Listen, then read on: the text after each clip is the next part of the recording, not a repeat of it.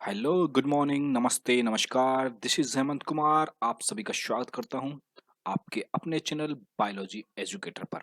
अगर आप हमारे चैनल पर नए हो तो सब्सक्राइब कीजिए और लाइक कीजिए क्योंकि यहाँ पर मिलती है आपको बेहतरीन एजुकेशन के साथ में ऑथेंटिक कंटेंट।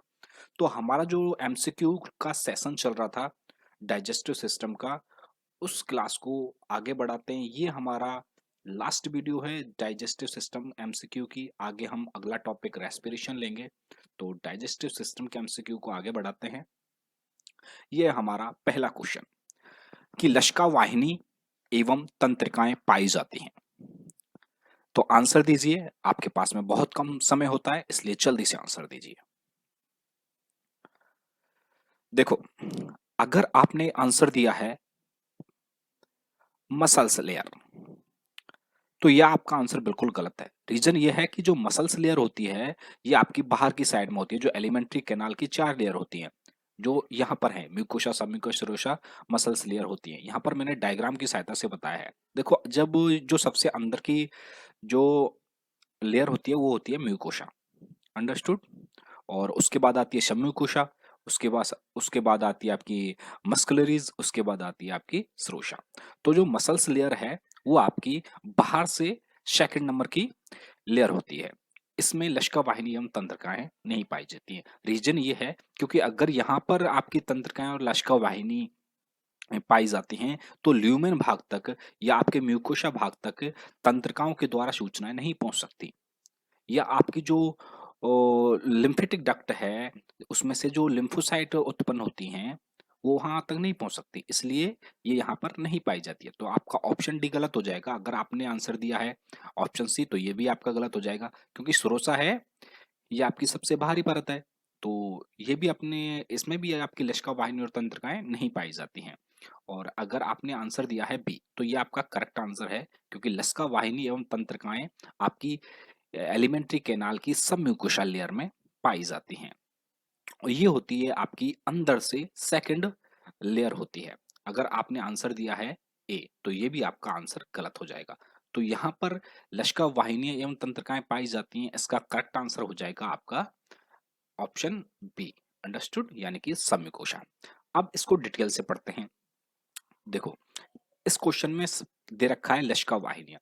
लसिका वाहिनियां वो होती हैं जो एलिमेंट्री कैनाल की जो लेयर्स होती हैं उनमें लिम्फ या लिम्फोटिक नोड पाई जाती हैं, जहां पर क्या होता है आपका लिम्फ का फॉर्मेशन होता है। किसका फॉर्मेशन होता है? आपका जो लिम्फ होता है, इसका फॉर्मेशन होता है। किसका फॉर्मेशन होता है? लिम्फ का फॉर्मेशन होता है। लिम्फ क्या होता है? लिम्फ होता है आपका व्हाइट, एक व्हाइट फ्लूइड होता है जो कि व्हाइट ब्लड सेल से बना होता है। अंडरस्टूड। और इसमें क्या पाई जाती है? इनसे क्या है, जो लिम्फोसाइट सेल्स होती हैं वो उत्पन्न होती हैं। ये क्या करती हैं, जब कोई भी आपका बैक्टीरिया अटैक करता है तो उस पर ये काम करती हैं और उसे नष्ट करती हैं, जिससे क्या है हमारी बॉडी प्रोटेक्ट रहती है। तो प्रोटेक्शन का भी ये कार्य करती हैं। और क्या करती हैं? और क्या, और लसिका वाहिनी क्या है, जो लसिका वाहिनियों में जो लसिका है, लिम्फ है, वो क्या है, बॉडी को मॉइस्ट बनाने का कार्य करता है। क्या करता है? मॉइस्ट बनाने का कार्य करता है। और क्या है, इसके द्वारा जो न्यूट्रिएंट्स हैं या आपकी एंटीबॉडी हैं, उनका भी परिवहन होता है। तो इनका परिवहन किससे होता है? लिम्फेटिक वाहिनियों द्वारा या लसिका वाहिनियों द्वारा इसका परिवहन होता है। और ये लसिका वाहिनी किसमें पाई जाती है आपकी? ये जो है सब म्यूकोसा में पाई जाती है। और इसी में क्या पाई जाती है? आपकी तंत्रिकाएं। और हम तंत्रिकाओं के बारे में एब्सोल्युटली जानते ही हैं। ये तंत्रिकाएं यानी कि न्यूरॉन्स, न्यूरॉन्स क्या है? ये सूचना को एक स्थान से दूसरे स्थान पर ले जाने का कार्य करती हैं। अंडरस्टूड। अब आगे चलते हैं। देखो, यहाँ पर मैंने सब म्यूकोसा को और एक बेहतर डायग्राम से समझाया है कि यहाँ पर देखो, ये जो अंदर वाली है, ये लेयर, अंडरस्टूड, ये जो लेयर है, ये जो दिखाई दे रही है, इसे कहते हैं हम म्यूकोसा लेयर। ये सबसे अंदर की हो गई। और ये जो भाग है, ये खाली स्पेस है जिसमें क्या है, हमारा भोजन जाता है। अंडरस्टूड। यहाँ से ये आपका ल्यूमन भाग हो गया, ये आपकी माइक्रोविलाई हो गई, और ये आपकी लेयर हो गई म्यूकोसा लेयर। और इसमें म्यूकोसा में क्या है, आपकी म्यूकस ग्लैंड पाई जाती हैं और आपकी और भी ग्लैंड पाई जाती हैं जिसमें म्यूसिन का स्राव सिक्रेशन भी होता है। उसके बाद आती है आपकी सबम्यूकोसा। देखो ये आपकी म्यूकोसा हो गई और ये जो सेकंड लेयर है इसे कहते हैं हम सबम्यूकोसा। तो इस सबम्यूकोसा लेयर में ये जो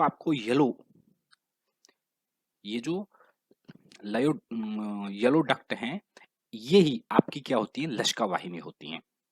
अंडरस्टूड? क्या होती हैं? लसिका वाहिनी होती हैं। अंडरस्टूड?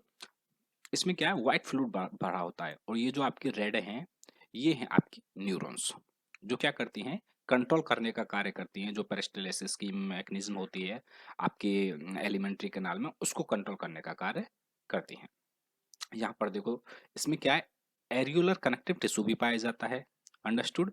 और क्या है, सबम्यूकोसस प्लेक्सिस पाया जाता है। ये किसका पार्ट हो जाता है, ईएनएस का। ईएनएस का मतलब है आपका एंटेरिक नर्वस सिस्टम होता है, उसमें जो न्यूरॉन्स पाई जाती हैं वो आपकी सबम्यूकोसा में पाई जाती हैं। एंटेरिक नर्वस सिस्टम एक प्रकार का ऑटोनोमिक होता है।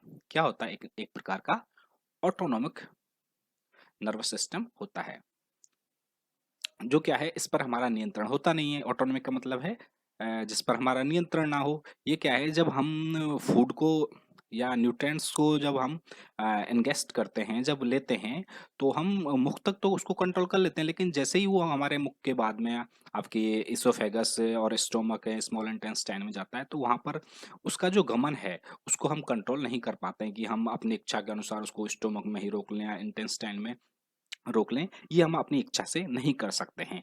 तो ये आगे बढ़ना फूड का, ये काम किसका है, आपका ऑटोनोमिक नर्वस सिस्टम का होता है, जिसमें जिसका कौन सा भाग है, ईएनएस, यानी कि एंटेरिक नर्वस सिस्टम। अंडरस्टूड? और जिसकी जो न्यूरॉन्स हैं वो आपकी सबम्यूकोसा में पाई जाते हैं। अंडरस्टूड? और आता है इसमें बाइंड म्यूकोसा टू मस्कुलरीज, यानी कि जो सबम्यूकोसा है वो आपकी म्यूकोसा, यानी कि ये जो लेयर है, इस लेयर को आपकी जो ये मसल्स या मस्कुलरीज लेयर है, इसको बाइंड करने का कार्य करती है। यानी कि ये आपकी सब म्यूकोसा आ गई, ये म्यूकोसा और मस्कुलरीज के मध्य में पाई जाती है। तो ये आपकी म्यूकोसा और मस्कुलरीज लेयर को बाइंड करने का कार्य करती है। और क्या करती है, ये केमिकल डाइजेशन को में महत्वपूर्ण भूमिका निभाती है। कैसे निभाती है? क्योंकि देखो, जो सम्यूकोशा है इसमें ग्लैंड पाई जाती हैं जिन्हें कहते हैं ब्रूनर ग्लैंड। अंडरस्टूड? और ब्रूनर ग्लैंड क्या करती हैं, एंटेरिकस शक्कस एंटेरिकस का स्राव करती हैं। इसमें से एंजाइम्स पाए जाते हैं जो हमारे डाइजेशन में महत्वपूर्ण भूमिका निभाते हैं। अब है आपका अगला क्वेश्चन कि विटामिन सी उपयोगी है, तो इसका आंसर दीजिए। विटामिन सी उपयोगी है क्या दृष्टिवर्धक में को बनाने में है, या अस्थियों की वृद्धि के लिए है, या एनीमिया के उपचार में, या घाव को भरने में? जल्दी से बताइए। दृष्टिवर्धक यानी कि विजन पिगमेंट होता है, यानी कि सेकंड ऑप्शन है आपका बॉन की वृद्धि के लिए, या आपकी एनीमिया के उपचार के लिए, या घाव भरने के लिए? जल्दी से आंसर दीजिए। देखो, जो विटामिन सी होती है इसको एस्कॉर्बिक एसिड कहते हैं। क्या कहते हैं? एस्कॉर्बिक एसिड कहते हैं। अंडरस्टूड? तो अगर आपने आंसर दिया है ए, तो ए आपका गलत आंसर हो जाएगा। इसका रीजन ये है क्योंकि दृष्टिवर्धक यानी कि विजन पिगमेंट में विटामिन सी नहीं पाई जाती है, उसमें पाई जाती है आपकी विटामिन ए। अंडरस्टूड? तो विजन में कौन सी विटामिन इंपॉर्टेंट होती है? ए। अगर आपको किसी क्वेश्चन में दृष्टिवर्धक के बारे में पूछा जाए तो आपको आंसर देना है विटामिन ए। अगर आपके अस्थियों की वृद्धि के लिए, ये भी आपका आंसर गलत हो जाएगा क्योंकि अस्थियों की वृद्धि के लिए महत्वपूर्ण भूमिका निभाती है आपकी विटामिन डी। कौन सी निभाती है? Vitamin D. तो ये भी आपका रॉन्ग आंसर हो गया।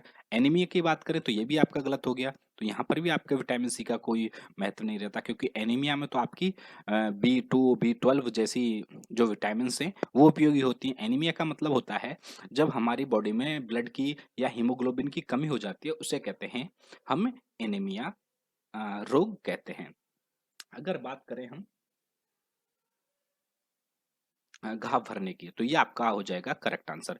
यानी कि जो विटामिन सी है वो घाव भरने में महत्वपूर्ण भूमिका निभाती है। अंडरस्टूड? तो यहाँ पर आंसर आपका करेक्ट होगा ऑप्शन डी। अब चलते हैं हम नेक्स्ट क्वेश्चन पर कि सक्कस एंटेरिकस का स्राव होता है, यानी कि जो सक्कस एंटेरिकस है इसका सिक्रीशन कहाँ से होता है? कौन सी ग्लैंड्स होती हैं या कोई सेल्स होती हैं, कहाँ से इसका सिक्रीशन होता है? जल्दी से बताइए। आपके पास बहुत कम समय है, जल्दी से बताइए। उम्मीद करता हूँ आपने आंसर का चुनाव कर लिया होगा। देखो, अगर आपने आंसर दिया है ऑप्शन ए, तो ये आपका बिल्कुल गलत आंसर हो जाएगा। बिकॉज सक्कस एंटेरिकस में एंजाइम होते हैं, लेकिन वो जठर ग्रंथियों के द्वारा सिक्रेट नहीं होते हैं, क्योंकि जो जठर ग्रंथियां हैं ये आपकी पाई जाती हैं स्टोमक में। किसमें पाई जाती हैं? स्टोमक में। और स्टोमक में आपका सिक्रेशन होता है एस एससीएल का। किसका होता है? एचसीएल का। और किसका होता है? आपका पेप्सिनोजन का। और कुछ मात्रा में लाइपेज का भी होता है। तो वहां पर ये सक्कस एंटेरिकस का सिक्रेशन नहीं होता है, क्योंकि जो सक्कस एंटेरिकस है इसमें कुछ लाइपेज भी पाए जाते हैं आपके। ये क्या है? एल्केलाइन होता है। लेकिन जो जठर ग्रंथियां हैं ये क्या होती है? एसिडिक होती हैं। इससे एसिडिक पदार्थ का सिक्रेशन होता है। और सक्कस एंटेरिकस आपका एल्केलाइन होता है, यानी कि ये क्षारीय पदार्थ होता है। तो ये तो ऑप्शन आपका ए गलत हो जाएगा। अंडरस्टूड? तो ए ऑप्शन गलत हो गया। अगर बात करें हम ऑप्शन बी की, तो इसमें है लेबर कोहेन की दरार एवं ब्रूनर ग्लैंड। तो ये आपका ऑप्शन सही हो जाएगा। अगर आपने ऑप्शन बी दिया है तो ये आपका करेक्ट आंसर है, क्योंकि जो लेबर कोहेन की दरार यानी कि क्रिप्ट ऑफ लेबर कोहेन और आपकी ब्रूनर ग्लैंड हैं, इन दोनों का सिक्रेशन ही सक्कस एंटेरिकस का फॉर्मेशन करता है। किसका फॉर्मेशन करता है? Succus entericus. और सक्कस एंटेरिकस में क्या होता है? इसमें होता है एल्केलाइन पदार्थ, म्यूशन, और होता है आपका सीसीके। क्या होता है आपका? सीसी के जो एंजाइम है वो सॉरी हार्मोन है, वो भी इसमें पाया जाता है। और बात करें तो शिक्रिटिन भी पाया जाता है। तो ये आपका आंसर सही हो जाएगा, यानी कि ऑप्शन बी आपका सही है। अब इसको आगे और भी इंफॉर्मेशन ले लेते हैं। अगर क्वेश्चन आ भी सकता है कि पेयर पेचेस से, तो ये तो आपका गलत आंसर हो ही जाएगा, क्योंकि आपका करेक्ट आंसर तो बी है। तो पेयर पेचेस क्या होती हैं? पेयर पेचेस होती हैं आपकी, ये म्यूकोशा में पाए जाने वाली सेल्स होती हैं, यानी कि लिम्फेटिक सेल्स होती हैं, जो किसका सिक्रेशन करती हैं? लिम्फ का। और लिम्फ के बारे में मैंने पहले भी जो पहली स्लाइड है उसमें बता दिया है कि ये व्हाइट फ्लूइड होता है और ये लिम्फोसाइट का सिक्रेशन करता है। इस तरह की बातें मैं बता चुका हूँ। अंडरस्टूड? अब आते हैं हम कलश सेल पर। तो अगर आपका आंसर कलश सेल है तो ये भी गलत हो जाएगा, क्योंकि हमारा सही तो बी आया है। तो कलश सेल का मतलब होता है गॉबलेट सेल। गॉबलेट सेल में क्या होता है? आपकी ये जो म्यूकस का सिक्रेशन करती हैं। किसका सिक्रेशन करती हैं? आपकी म्यूकस का सिक्रेशन करती हैं। और म्यूकस में क्या होता है? आपके म्यूसिन भी होता है। अंडरस्टूड? तो यहाँ पर आपका सक्कस एंटेरिकस का श्रावण किसके द्वारा होता है? लेबर कोहेन की दरार एवं ब्रूनर ग्लैंड से होता है, यानी कि ऑप्शन बी आपका सही आंसर है। और ब्रूनर ग्लैंड कहाँ पाई जाती है? जल्दी से बताइए। देखो, ब्रूनर ग्लैंड है ये आपकी सबम्यूकोसा में पाई जाती है। ये जो लेयर है आपकी स, ये किस में पाई जाती है? सबम्यूकोसा में पाई जाती है। इससे रिलेटेड क्वेश्चन मैं करा चुका हूं, अगर आपको याद ना हो तो अब याद रखिए, क्योंकि क्वेश्चन यहीं से आते हैं। अब आते हैं नेक्स्ट क्वेश्चन पर कि सीसी के किसके श्राव में मदद करता है? क्षारीय बफर में, अग्नाशय में, या जठर स्राव जल में, या कार्बोहाइड्रेट में? जल्दी से आंसर दीजिए। उम्मीद करता हूं आपने आंसर दिया होगा। देखो, अगर आपका ऑप्शन ए आपने आंसर दिया है तो ये आपका गलत हो जाएगा, क्योंकि जो सीसीके है ये क्षारीय बफर जैसे किसी भी सिक्रेशन में मदद नहीं करता है। हाँ, क्षारीय में कुछ मात्रा में करता है, लेकिन अगर ये अगर और ऑप्शन ना होते तो इस ऑप्शन को मान लेते, लेकिन यहाँ पर क्या है, इससे बेहतर ऑप्शन है। और एक क्वेश्चन का एक तरीका होता है, हमें एग्जाम में वही करना होता है जिस आंसर की सबसे ज्यादा मजबूती होती है। अंडरस्टूड? क्योंकि बड़े एग्जामों में आपकी साइकोलॉजी के साथ में एग्जामिनर खेलता है। अंडरस्टूड? तो आपका आंसर ए, अगर ए दिया है तो ये आपका गलत हो जाएगा। अगर आपने आंसर दिया है बी, यानी कि अग्नाशय विकर। तो ये आपका करेक्ट आंसर हो जाएगा, क्योंकि जो पैंक्रियाटिक जूस है उसके सिक्रेशन में आपका सीसीके हार्मोन मदद करता है। अगर आपका आंसर सी है तो ये भी आपका गलत हो जाएगा, क्योंकि जठर श्राव जल यानी कि जठर रस में तो ये अपनी भूमिका निभाता है, लेकिन ये जल वाला सिस्टम है ना, ये आपका गलत है। तो यहाँ पर ये ऑप्शन भी आपका गलत हो जाएगा। देखो एग्जामिनर ऐसे ही फंसाते हैं। अगर कार्बोहाइड्रेट आयन है तो ये भी आपका गलत हो जाएगा। तो यहाँ पर जो करेक्ट ऑप्शन है वो हो जाएगा आपका अग्नाशय विकर। तो सीसी के किसके सिक्रेशन में मदद करता है? अग्नाशय के सिक्रेशन में मदद करता है। और सीसी के क्या होता है? एक हार्मोन होता है। सीसी के क्या होता है? एक हार्मोन होता है, जिसका सिक्रेशन कहाँ से होता है? मैं पहले ही बताया था, इसका सिक्रेशन होता है आपका ब्रूनर ग्लैंड से। किससे होता है? ब्रूनर ग्लैंड होती हैं, उनसे सीसीके का सिक्रेशन होता है। और ब्रूनर ग्लैंड कहाँ पाई जाती हैं? आपकी सब म्यूकोसा लेयर में पाई जाती हैं। देखो सीसीके, यहाँ पर सीसीके हार्मोन की फुल फॉर्म है कोलेस्टोकाइनिन। और ये आपके डाइजेस्टिव सिस्टम में किस तरीके से इफेक्ट करता है, ये इस डायग्राम में बताया गया है। देखो जो सीसीके है इसका सिक्रेशन होता है स्मॉल इंटेस्टाइन से। ये आपकी क्या है? स्मॉल इंटेस्टाइन है। और स्मॉल इंटेस्टाइन के ज्यादातर डोडोनम भाग में पाया जाता है। और डोडोनम भाग की जो सबम्यूकोशल लेयर है उसकी उसमें ग्रंथि पाई जाती है ब्रूनर ग्लैंड। और उन ब्रूनर ग्लैंड से आपका सीसी के हार्मोन का सिक्रेशन होता है। तो ये अपना इफेक्ट डालती है, हार्मोन डालता है लिवर पर, लिवर के सिक्रेशन को प्रेरित करता है। और आपके जो स्टोमक है इसके सिक्रेशन में भी मदद करता है। लेकिन वहां पर जल दिया था, एक ऑप्शन जो हमारा बैक था वहां पर ये जल दिया था, या इसलिए ये आंसर आपका गलत हो गया। और आपका गॉल ब्लेडर के सिक्रेशन में भी हेल्प करता है। और क्या करता है? ये आपकी पैंक्रियाज के सिक्रेशन में भी मदद करता है। पैंक्रियाज जूस होता है जिसमें एंजाइम्स पाए जाते हैं, उनके सिक्रेशन में भी मदद करता है। तो यहाँ पर करेक्ट आंसर हो जाएगा आपका पैंक्रियाज। अब बात करते हैं नेक्स्ट क्वेश्चन की कि विटामिन B12 में कौन सा तत्व पाया जाता है?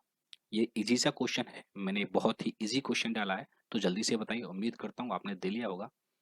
देखो कुछ क्वेश्चन इस तरह के आते हैं,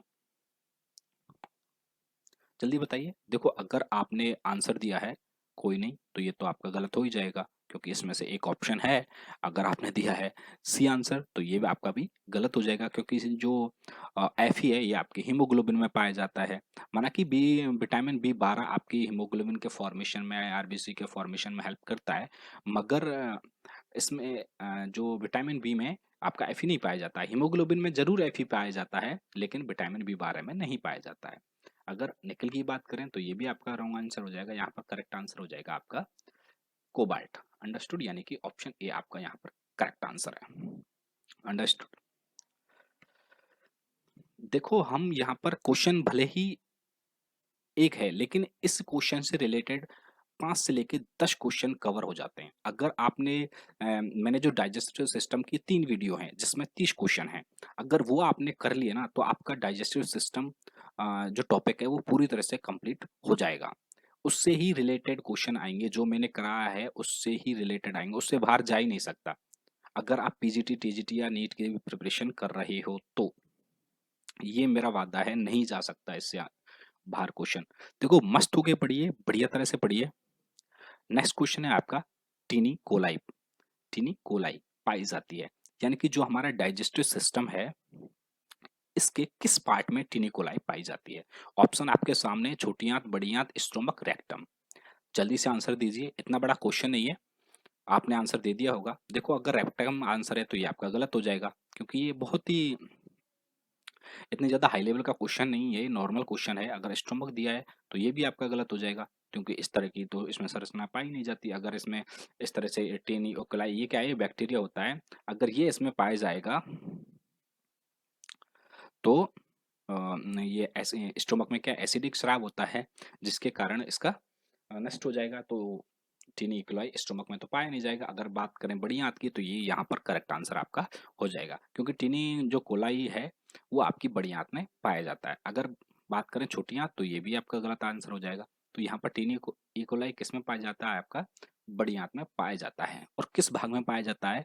ये पाया जाता है आपके कॉलोन भाग में जो बड़ी आंत होती है, इसका एक पार्ट होता है कॉलोन। अंडरस्टूड? उसमें आपका ये टीनी कोलाई पाया जाता है। ये क्या करता है? देखो ये हमारी बड़ी आंत में vitamin B1, understood, vitamin B2 यानी कि सॉरी विटामिन B12 और B2 और आपकी विटामिन K, अंडरस्टूड, इसके फॉर्मेशन हमारी बड़ी आंत में करता है। तो अगर क्वेश्चन आए आपका कि विटामिन B1, विटामिन B12 या विटामिन के का फॉर्मेशन हमारी जो इंटेस्टाइन है या आपका एलिमेंट्री कैनाल है, इसके कौन से पार्ट में होता है, तो किसमें होता है आपका बड़ी आंत में होता है। और इसका फॉर्मेशन किसके द्वारा होता है, तो इसका फॉर्मेशन होता है आपका टीनी कोलाई में। और ये सारी चीजें कहाँ चले जाते हैं, यहाँ से टीनी एक कोलाई इनके उत्पादन के बाद में बड़ी आंत में छोड़ देता है। बड़ी आंत क्या करती है, इसमें ब्लड के साथ में ये आपके लिवर में पहुंच जाते हैं। लिवर में इसका क्या होता है, संग्रहण होता है। अंडरस्टूड? अब आते हैं नेक्स्ट स्लाइड पे कि होस्टा पाया जाता है। देखो होस्टा क्या होता है, सबसे पहले ये जानिए। आपका पहला ऑप्शन है बड़ी आंत, छोटी आंत, लिवर, पैंक्रियाज, किसमें होस्टा पाए जाते हैं? जल्दी से आंसर दीजिए। देखो होस्टा क्या होते हैं, सबसे पहले मैं होस्टा के बारे में बताता हूँ, तब आंसर दूंगा। कि होस्टा होते हैं आपके जो टीनियोकोलाई, जो मैंने पिछली साइड पे बताया था, जो टीनियोकोलाई होते हैं, ये क्या करते हैं, हमारी जो आंत है इसके कुछ हिस्से को, इस तरह की जो फूली हुई संरचना है, देखो ये फूल रही है ना कुछ संरचनाएं, गांठ नॉट जैसी संरचनाएं बनी हुई हैं, इस तरह की संरचनाओं में बांट देता है। समझ गए ना? तो जो हमारी आंत होती है उसको फुली संरचनाओं में यानी कि कुछ कोष्टकों में बांट देता है।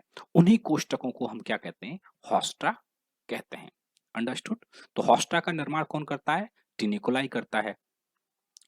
समझ गए ना? और ये आंत में करता है, यानी कि आंत को छोटे छोटे कोष्टकों में विभाजित कर देता है। उससे ही हम क्या कहते हैं, होस्टा। और होस्टा किसमें पाया जाता है, तो देखो इसका जो करेक्ट आंसर है, अगर उम्मीद करता हूँ सबने सही दिया होगा, बड़ी आंत। होस्टा किसमें पाया जाता है, बड़ी आंत में पाया जाता है। और इसका फॉर्मेशन किसके द्वारा होता है, टीनी ओकोलाई बड़ी आंत को छोटी छोटी गांठों में या फूली हुई संरचनाओं में या कोष्ठकों में बांट देता है, जिसे होस्टा कहते हैं। तो छोटी आंत में पाया ही नहीं जाता है ये सारे ऑप्शन गलत हो जाएंगे आपके। लिवर में ऐसी तो पा ही नहीं सकता, पैंक्रियाज में भी नहीं हो सकता। अंडरस्टूड? अब आते हैं हम नेक्स्ट क्वेश्चन पर। देखो ब्रूनल ग्लैंड पाई जाती हैं। देखो इस क्वेश्चन को या इससे रिलेटेड काफी क्वेश्चन मैं करा चुका हूँ, ये इंपॉर्टेंट है। इंपॉर्टेंट ग्लैंड होती है ब्रूनर ग्लैंड, और इसके क्वेश्चन मोस्टली जो हाई लेवल के एग्जाम है जैसे नीट, पीजीटी, टीजीटी, इसमें आते रहते हैं। जल्दी बताइए। देखो अगर आपने ऑप्शन दिया है ए, तो ये आपका गलत हो जाएगा, ये रॉन्ग आंसर हो जाएगा, क्योंकि ब्रूनर ग्लैंड एक कोशिकीय नहीं होती हैं। और मैं इसका आंसर पहले जो हमारी पिछली वीडियो है उसमें बता चुका हूं। मैंने प्रत्येक क्वेश्चन बहुत ही डिटेल से बताया है। अगर आपने सही से देखी हो ना वीडियो, समझ के देखी हो, तो आपका जो डाइजेस्टिव सिस्टम का जो टॉपिक है ना, ये कंप्लीट हो जाता है। आपको थ्योरी भी पढ़ने की जरूरत नहीं है, क्योंकि मैंने जिस तरह से समझाया है आपको थ्योरी पढ़ने की आवश्यकता नहीं है। अगर आपने मेरी तीनों वीडियो देखी हैं तो इनसे बाहर कहीं जा ही नहीं सकता, क्योंकि देखो एमसीक्यू का मतलब होता है किसी भी क्वेश्चन को डिटेल से समझाना, यानी कि क्वेश्चन एक है लेकिन उसके साथ में 10 क्वेश्चन कवर करके चलना। अगर उससे रिलेटेड अदर क्वेश्चन भी आए तो वो आपके सॉल्व हो जाएं। तो अगर आपने ऑप्शन ए दिया है तो ये आपका गलत हो जाएगा। हाँ, ऑप्शन बी आपने दिया है तो उम्मीद करता हूँ यही दिया है, ये आपका करेक्ट आंसर है। तो करेक्ट आंसर क्या हो जाएगा आपका, ऑप्शन बी। यानी कि जो ब्रूनर ग्लैंड है ये आपकी होती है बहुकोशिक। देखो ये है आपकी ब्रूनर ग्लैंड, यहाँ पर देखो छोटी छोटी सेल्स हैं, ये है ना, ये छोटी छोटी सेल्स हैं, यही मिलकर क्या है, एक संरचना बना रही है ना, ये संरचना जो है इसे ही क्या कहते हैं, ब्रूनर ग्लैंड कहते हैं। और ये संरचनाएं छोटी छोटी सेल से मिलकर बना होते हैं, यानी कि बहुकोशिकीय, यानी कि मल्टी सेलुलर है। अंडरस्टूड? तो ब्रूनर ग्लैंड कैसी होती है, मल्टी सेलुलर होती हैं। तो आपका ये आंसर आपका करेक्ट हो जाएगा। अंडरस्टूड? और ये किस, अगर क्वेश्चन आया कि ये किस भाग में पाई जाती हैं, मैं पहले भी बता चुका हूँ, ये आपकी एलिमेंट्री कैनाल के सबम्यूकोसा पार्ट होता है, सबम्यूकोसा लेयर होती है, उसमें आपकी ब्रूनर ब्रूनर ग्लैंड पाई जाती हैं। दो क्वेश्चन ये भी आपका गलत हो जाएगा बाकी के तो ये इसका आंसर हो जाएगा ऑप्शन बी। अब आते हैं नेक्स्ट क्वेश्चन पर कि WFCT का पूरा नाम क्या है? जल्दी से बताइए। देखो बहुत इजी क्वेश्चन है। WFCT का पूरा नाम बताइए। ऑप्शन आपके सामने है। White fibre connective tissue, white fibrous connective tube, white fimbriae connective tissue, white fimbriae connective tube. देखो अगर हम WFCT की बात करें तो ये WFCT, अगर आपने आंसर दिया है white fibre fimbriae connective tissue, यानी कि ये ऑप्शन डी आपने आंसर दिया है व्हाइट फिम्बरी कनेक्टिव ट्यूब, तो ये आपका ट्यूब वाला गलत हो जाएगा। और फिम्बरी भी, क्योंकि यहाँ पर ये फिम्बरी वर्ड है, ये नहीं आएगा और ना ही आपका ट्यूब आएगा। अंडरस्टूड? तो ये आपका गलत हो गया। अगर ऑप्शन सी दिया है तो देखो मैं फिम्बरी पहले ही गलत दे चुका हूँ, तो ये भी आपका आंसर गलत हो जाएगा। अंडरस्टूड? तो सी ऑप्शन भी गलत हो गया क्योंकि फिम्बरी है इसमें। फिर आते हैं व्हाइट फाइब्रस कनेक्टिव ट्यूब। तो देखो मैं ट्यूब को यहाँ पर पहले ही गलत बता बता चुका हूँ, तो ट्यूब आपका यहाँ पर गलत हो जाएगा, तो ऑप्शन बी भी आपका गलत हो गया। अब बचा ऑप्शन ए, तो ए यहाँ पर करेक्ट आंसर है। तो WFCT का फुल फॉर्म क्या हो जाएगी? व्हाइट, क्या हो जाएगी? White fibrous connective tissue. तो WFCT का पूरा नाम क्या है? White fibrous connective tissue. Understood? तो इस तरह के क्वेश्चन आते हैं और आ चुका भी है ये। और ये आपका जो ये टिश्यू है, कनेक्टिव टिश्यू है, ये आपका पाया जाता है जो एलिमेंट कैनाल की जो बाहरी लेयर है, यानी कि ये वाली लेयर, और इसका नाम है श्रोसा। तो ये श्रोसा भाग में आपका व्हाइट फाइब्रस कनेक्टिव टिश्यू पाया जाता है। तो करेक्ट ऑप्शन ए हो जाएगा। अगर बात करें विटामिन के जरूरी है, यानी कि विटामिन के किसके लिए जरूरी है? आपका ऑप्शन है, जल्दी से बताइए।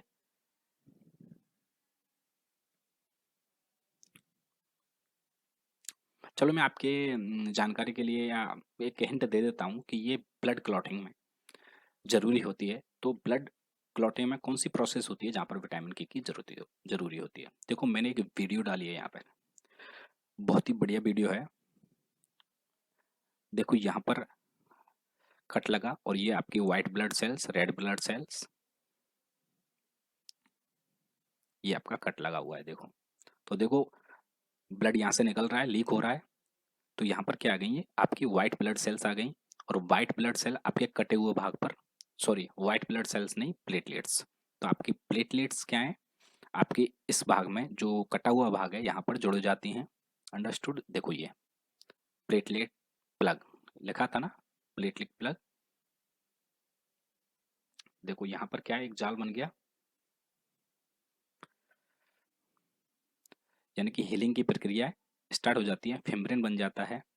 इस तरह से ये दोबारा से इसकी रिपेयरिंग हो जाती है। अंडरस्टूड? तो आपने वीडियो देख ली होगी, बहुत ही बढ़िया वीडियो थी समझने के लिए। एक बार फिर से ऑन कर देता हूँ।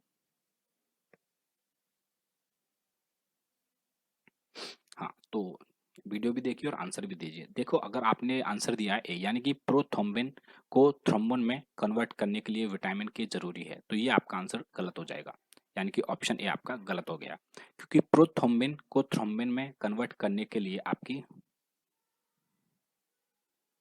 विटामिन के की आवश्यकता नहीं होती है। यहाँ पर हाँ, कैल्शियम की जरूर आवश्यकता होती है, लेकिन विटामिन के की आवश्यकता नहीं होती है। अंडरस्टूड? तो ये आपका आंसर दिया है तो गलत हो जाएगा। अगर आपने दिया है ऑप्शन बी, यानी कि प्रोथ्रोम्बिन के सिंथेसिस के लिए।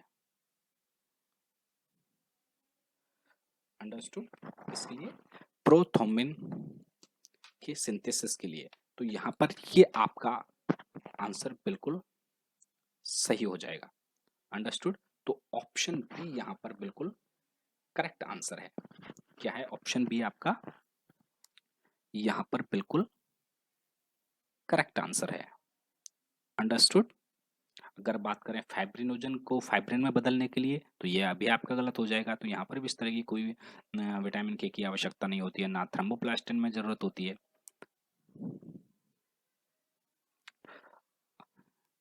अंडरस्टूड? तो विटामिन के किसके फॉर्मेशन में जरूरी होता है? प्रोथ्रोम्बिन के सिंथेसिस में जरूरी होता है। तो यहाँ पर आपका आंसर हो जाएगा बी, करेक्ट आंसर हो जाएगा। अंडरस्टूड? देखो, यहाँ पर विटामिन के का संग्रहण होता है आपका लिवर में, और कुछ मात्रा में भी विटामिन के का फॉर्मेशन भी होता है। अंडरस्टूड। और कहाँ होता है विटामिन के का फॉर्मेशन? विटामिन के का फॉर्मेशन और होता है आपका जो बड़ी आंत होती है आपकी, उसके कोलन भाग में। अंडरस्टूड। जो इकोलाई क्या पाया जाता है आपका, जो इकोलाई बैक्टीरिया पाया जाता है, वो किसका फॉर्मेशन करता है? आपके विटामिन के, विटामिन बी का फॉर्मेशन करता है। उनका संग्रहण क्या हो जाता है? लिवर में हो जाता है। अंडरस्टूड। और इसका फॉर्मेशन भी लिवर में कुछ मात्रा में होता है। तो लिवर में क्या होता है, आपकी जो प्रोथ्रोम्बिन है, इसके फॉर्मेशन में आपका विटामिन के हेल्प करता है। अंडरस्टूड। और प्रोथ्रोम्बिन किस में कार्य करती है? आपकी जो किस में बदल जाती है? थ्रोम्बिन में बदल जाती है, और थ्रोम्बिन फाइब्रिनोजन में बदलकर जहाँ पर आपकी बॉडी में कट लगा है, या ब्लड कैपिलरी, ब्लड आर्टरी में कट लगा है, उसको हीलिंग की प्रक्रिया द्वारा, यानी कि वाउंडिंग की प्रक्रिया द्वारा द्वारा उसे उस घाव को भर दिया जाता है। तो ब्लड क्लॉटिंग में आपके विटामिन के का महत्वपूर्ण योगदान होता है। और देखो, ये यहाँ पर विटामिन के का स्वास्थ्य लाभ, यानी कि विटामिन के से हमें क्या क्या प्राप्त होता है, कौन कौन से लाभ होते हैं। देखो, विटामिन के ऑस्टियोपोरोसिस को रोकने में मदद करती है, आपकी ब्लड क्लॉटिंग को।